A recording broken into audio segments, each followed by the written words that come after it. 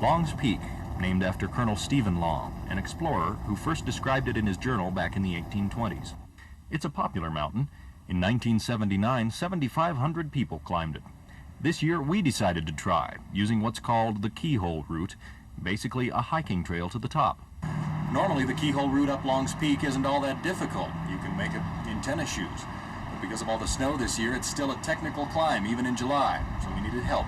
We came to the Fantasy Ridge School of Alpinism. Mike Donahue runs the Fantasy Ridge School in Estes Park.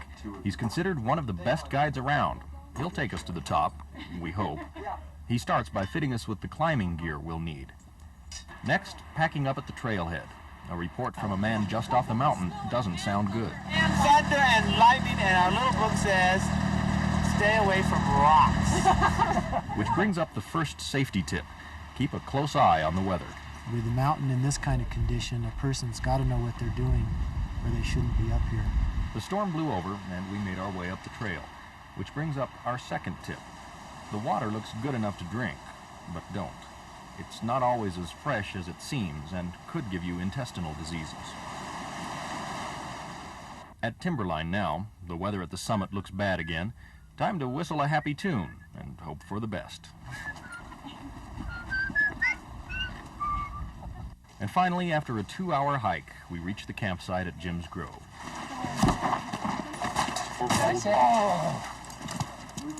Even 9 News photographer Greg O'Malley got a break from his duties long enough to set up his tent. By the way, you need to make reservations with Rocky Mountain National Park to camp here. One expert climber in our party, Keith Lober, decides to load up on carbohydrates, and with good reason. Tomorrow, he and a partner will try to climb the Diamond, 2,000 feet of vertical granite, one of the toughest climbs in North America. The rest of us will try to take the North Face to the top. John Scott, 9 News, Northern Bureau.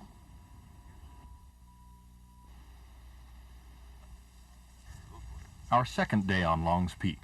We got up almost before the sun, with the moon still high in the sky and strong winds that sent clouds spilling over the summit. It could be a good day or a very bad day for climbing. The weather changes minute by minute. We left our campsite and headed out of the trees through the Arctic tundra. The plants and flowers here have a hard time growing. It's cold, windy, and dry, so the Forest Service asks that you stay on the trail and not step on the tundra. The boulder field is the last easy stretch before the summit. The landscape here is fairly level but covered with rocks. If you try it, just watch your step. An overlook called Chasm View lies at the top of the boulder field. Chasm Lake lies 1,500 feet below to the southeast, and to the west, the Diamond, a climb considered impossible until it was done in 1960. And on the Diamond, Bill Wiley and Keith Lober, 2 climbers from Estes Park who claim to be just a little bit crazy. How's it look? Smooth, smooth. The Diamond is 2,000 feet high. Its granite face is entirely vertical, even overhanging. Yeah, we almost ate it with that one piece of ice. Sure, taking a long time on this route, Bill. One of the toughest climbs in North America. Our guide, Mike Donahue, shows us how they're hanging on. What they're doing right now is going across a real blank section. And in the blank section, there's little bumps and outcroppings where the crystals have formed. And they're holding on and stepping from one of these little crystals to another. Some of these flakes seem like they're going to pop off, don't they? And it's a real delicate, slow process. If they move too quickly, their foot or their hand is just going to slip off of these and they'll be out in the air. Obviously, Keith and Bill will take their time on this dangerous climb. They figured 12 hours from bottom to top. They made it okay. Unfortunately, we couldn't stay to watch. Time to leave Bill and Keith on the Diamond by themselves. We've got to make it to the summit on our own.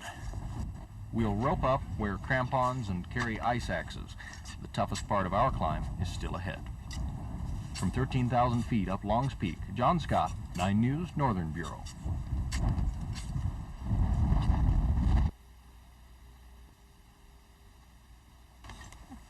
On Long's Peak, no matter what route you take, the closer you get to the top, the harder it gets. Likewise for many other Colorado peaks. On the north face of Long's, the terrain gets steeper near the top. Huge snow and ice fields require the use of ropes, crampons, and ice axes, and a guide who can show a bunch of novices how to use them. Sun protection is a must up here. Ultraviolet radiation is twice as strong as it is at sea level. Wear sunglasses and sunscreen on your face, or you could end up sunburned and snowblind. Carry plenty of water. It's dry up this high, and climbing is hard work. A quart per day is not too much. Don't do what I did. Try to carry an external frame pack on a difficult climb. They're great for trail hiking, but up here they pitch your center of gravity forward, and that can be dangerous when balance is so critical. Carry a small day pack or an internal frame pack instead. Finally, after hours of climbing, the summit. For those of you who've never seen the view from 14,255 feet, here it is. The foothills and plains out east, the Mummy Range to the north, the Never Summer Range in the west and south toward Mount Evans. Thousands have been up here and gotten down safely, but at least 35 people have died trying. Our guide, Mike Donahue, says treat this and every mountain with respect. The mountain doesn't care. We're just on it. And if you're going along out of ignorance, you hit the right spot and slip. That's it. You can be over the side and gone. And a lot of people are just lucky. We can't stay on the summit long, have to get back down before dark. There's just enough time to pose for the obligatory shot at the summit, and time to say thanks to those who helped out with another 9 News First, a televised ascent of Long's Peak.